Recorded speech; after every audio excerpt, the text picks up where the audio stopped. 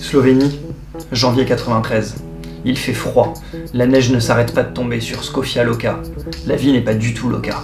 En revanche, Yann pointe le bout de son nez. Il fait si froid dans l'hôpital. Les impôts locaux n'ont pas suffi à financer le chauffage pour ce début d'année 93. La maman de Yann l'accueille avec ses plus beaux gants. Son destin était alors scellé.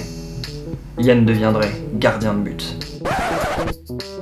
Oblak débute et parfait sa formation footballistique à la maison, en Slovénie. C'est même chez lui qu'il signera son premier contrat pro à 16 piges, du côté de la capitale à Ljubljana. Au vu de son très jeune âge, on ne sait même pas s'il a été payé Oblak, Yann. Après une saison, Yann réalise que s'il veut devenir un jour un grand gardien et prétendre à la 28e place au classement du Ballon d'Or, il devra s'exiler. Et le monsieur choisit une destination peu commune à l'extrémité occidentale du continent, le Portugal, direction le Benfica Lisbonne.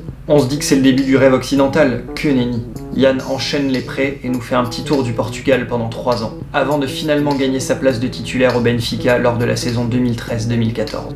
Il sera même élu meilleur gardien du championnat. Mais le Portugal, ça va à un moment, ça ne restait qu'un tremplin. C'est quand même plus sexy du côté des voisins espagnols. À Madrid, un grand départ affole l'Atlético. Celui de Thibaut Courtois, aka Jean-Michel Sum. Je crois pas que la France est meilleure que nous, mais bon. Mais que ça tombe bien. Yann est gardien de but et rêverait de rejoindre la capitale espagnole. Banco, mon petit Serge. L'Atleti balance 16 patates pour s'offrir le Slovène qui devient à ce moment le gardien le plus cher de la Liga. Du pipi-de-chat 4 ans plus tard quand on connaît les montants envoyés par les clubs anglais. Depuis, c'est une histoire d'amour entre Oblak et Madrid. Une finale de Champions League en 2016, une victoire en Europa League l'année dernière.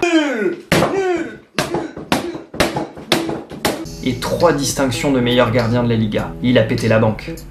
Un peu comme au Blackjack. Oblak règne sur l'Espagne et sur la seconde Europe. Malheureusement pour lui, Oblak est slovène, donc pas de voyage en Russie l'été dernier. Dommage. Mais bon, ton titre en Europa League te permet de ne pas être le dernier gardien de la liste. Ok, vas-y, on enchaîne, on va dire que c'est bien. On enchaîne.